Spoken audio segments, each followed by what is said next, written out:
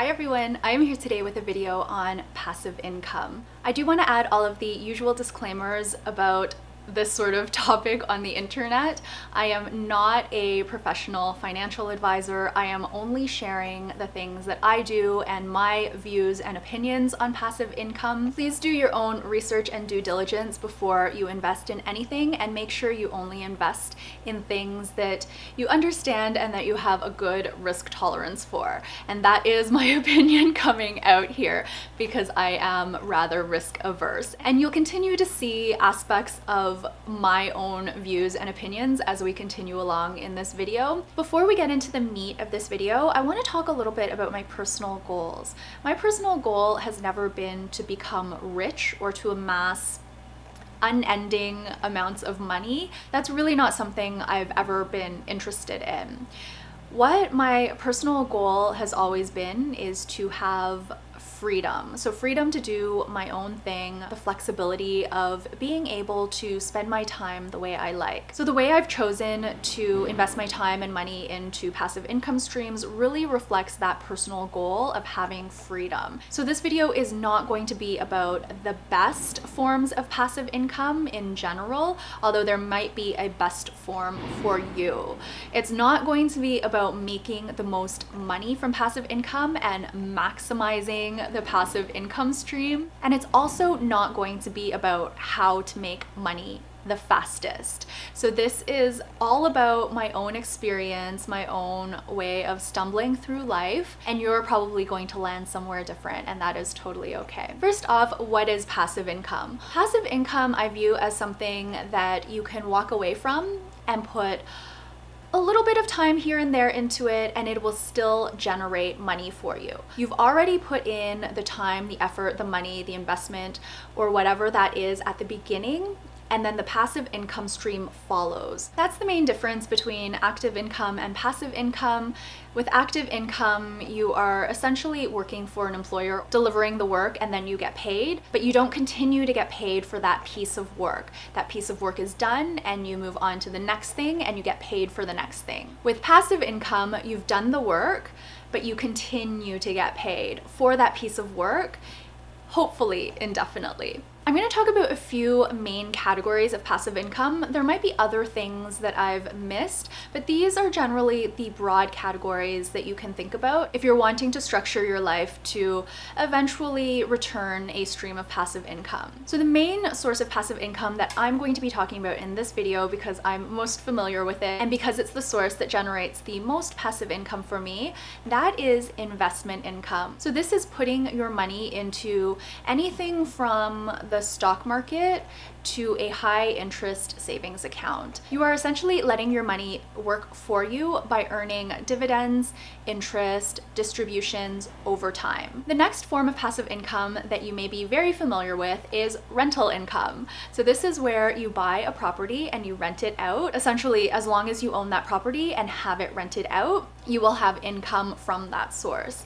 Now, this is a very popular method, and a lot of people have recommended that I do this, but rental income isn't actually a source of passive income that I personally am interested in for one main reason, and we have to go back to my kind of overarching goal in life is not to get rich, it's to have freedom. Rental income just doesn't do that for me because of the whole landlord-tenant relationship. It's not something that I really want to get involved in. I know you can eventually use management companies and things of that nature, but I feel like having a rental property would just be too much stress, underlying stress for me. So that's not something that I'm interested in. That's something I really want to reiterate as we continue along through this video, is that you need to know what feels good to you. So even though everyone around you might be purchasing rental properties or want to purchase a rental property, I know in my heart that it's not something that I want to do. The next form of passive income is to build a business that you can eventually walk away from. Maybe you hire people to run the day-to-day operations of your company, but you're still in an owner and perhaps an advisor type role. So this is something that clearly takes a lot of time and effort at the beginning, but you've built a business and eventually you step back and you can earn passive income from it. The last general category of a source of passive income is to create something that you can sell in perpetuity. So this would be something like writing a book that you can get royalties for, or filming an online video course that you can sell over and over again. Or you might start a YouTube channel like I did and eventually generate a little bit of passive income from that because people are still watching your videos long after you've made them. So this fourth way that I'm talking about, and this is going to be the last main source that I'm going to discuss today, is another way that I've delved into myself. So I would say probably 95% of my passive income comes from investment income, and then the rest, it might not even be 5% actually, maybe it's only like 2%, but the remaining X% comes from YouTube and affiliate links. I have a very small channel, so I don't get a lot of income from this source at all, but the thing with passive income is that it all adds up. So if you, for example, have 7 sources of passive income, with a couple of them being your main sources of passive income, but with the rest of them being little tiny sources, they all add up to a nice amount of passive income. So that's what I do. I use investment income from a variety of different financial instruments, and I also have a little bit from my YouTube channel and also from Amazon affiliate links. There is another way which falls into building your own business, but I'm not active with it, and that is that I'm essentially an Atomy distributor. So Atomy is a Korean membership site that sells different household products. I like the products, so I continue to use them, but I'm not pursuing that as a business per se. I look at any income that comes from that source as more of a cashback because I continue to use the products, so I'm spending more money than I'm getting back. It's kind of similar to using a cashback credit card where you get a bit back after spending a lot more. So I don't really count that as passive income, but I do know people who have succeeded in that space, creating a stream of passive income. I really do love using financial instruments and also using my creativity, which is why most of my financial resources are invested in type 1 financial instruments, and most of my time and effort resources are invested in type 4, creating something that could potentially generate passive income down the road. That brings me to the point that passive income still requires time, effort, and in lots of instances, money. For example, I worked for 18 years full-time employment, and that's where I earned the money to be able to invest. The exception to this would be if you won the lottery or if you inherited a whole bunch of money, but unfortunately that's not my situation, so I had to work for the money that I eventually invested to derive that stream of passive income from financial instruments. The other thing I want to mention about passive income is that it's not guaranteed. In other words, even if you put in the time and effort to start a business or to start a YouTube channel or any sort of other creative endeavor, there's no guarantee that you're going to be able to step back from your business down the road. There's no guarantee that your YouTube channel will ever become monetized. There's no guarantee that if you write a book, that people will want to buy your book. So that's why when you're investing time and effort into something in the hopes of generating passive income, I personally will only do things that I'm interested in. In my world, money is never the incentive to record a YouTube video. I'm starting to write a book right now, and money is not the incentive for that either. It's really just a passion project for me. That's my view on spending the time, effort, energy into creating something, is to follow what you want to do, what you truly want to do. For types 1 and 2, even if you invest the financial capital to get a rental property, there's a chance you might not get tenants, or you might go long periods of time without having a tenant. And in terms of financial instruments, depending on what you invest in, there is a chance that you may lose money. And that's something that you really have to be careful about. Make sure that you're investing according to your risk tolerance. We're going to talk now about investment income. And I have to say the disclaimer again, I am not an investment professional. Please do your own research before investing in anything. This is just what I do, and this by no means constitutes me giving you financial advice. The first thing you need to know about me when it comes to my investments is that I am overall pretty risk averse. And that is reflected in my portfolio because I carry a lot of cash in my portfolio. I've never admitted this publicly in the past because I've been kind of embarrassed by it, because a lot of people say to pretty much invest all your money. None of it should be in cash. But I don't feel that way. So I keep about 25 to 30% of my entire portfolio in cash. And when I say cash, I don't mean in like my checking account. I keep it in GICs or high interest savings accounts. So I'm still earning a little bit on the money, but it's not very much at all.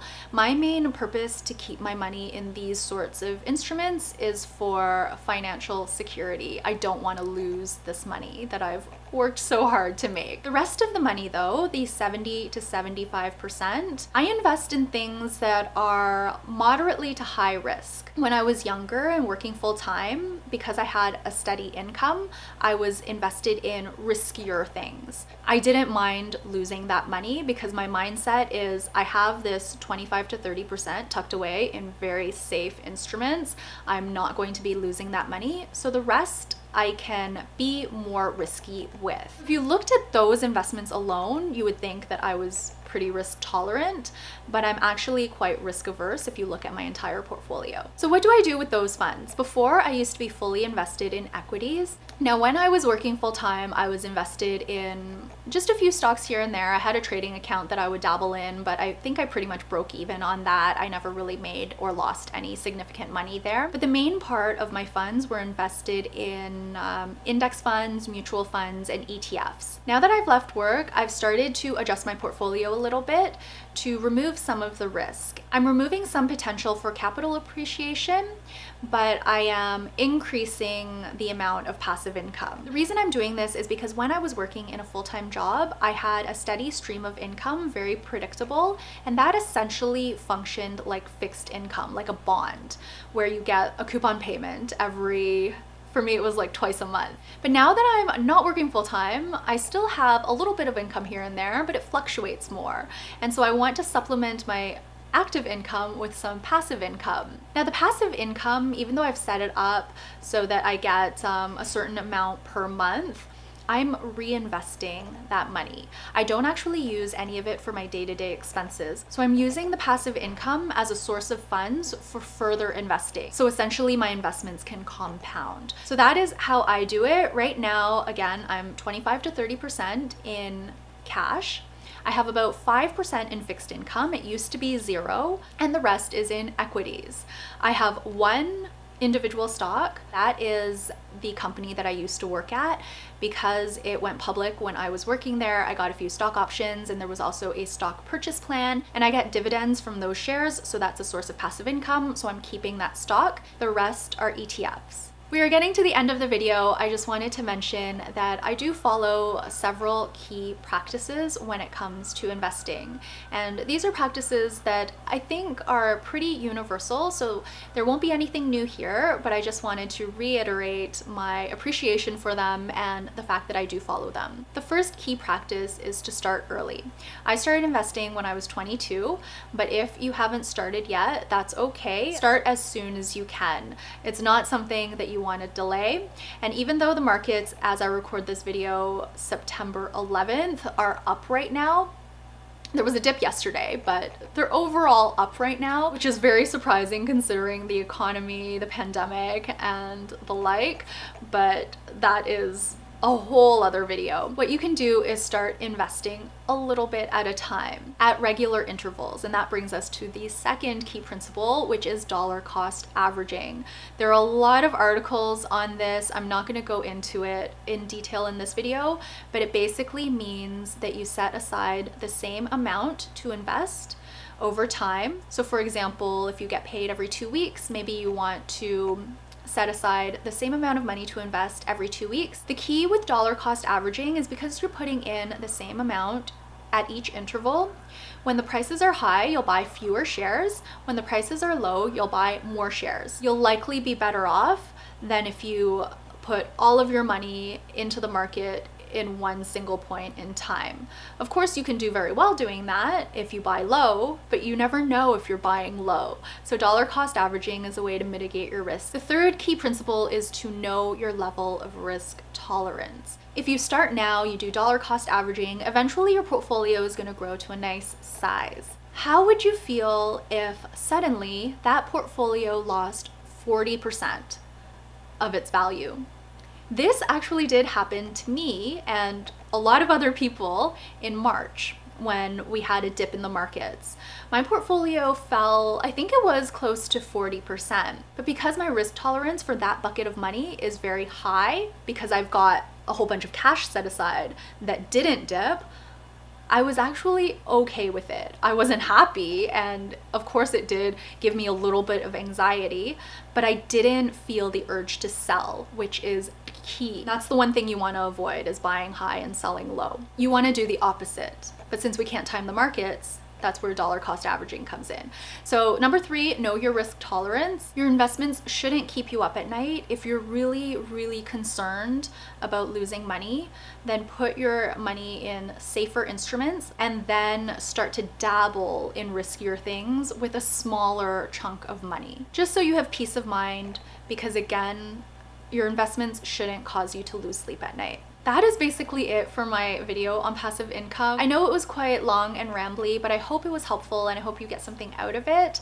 That is going to be it for this video. If you have any other requests or suggestions about future videos, you can leave them down below. No promises that I'll get there. I don't know how long it's been since I've had requests for finance videos, and I'm so resistant. I do want to share how I do things almost as a contrarian view, because I do things a little bit differently to the mainstream idea that you should make as much money as possible as quickly as possible. That's not really how I feel. You may feel differently, and that's totally okay.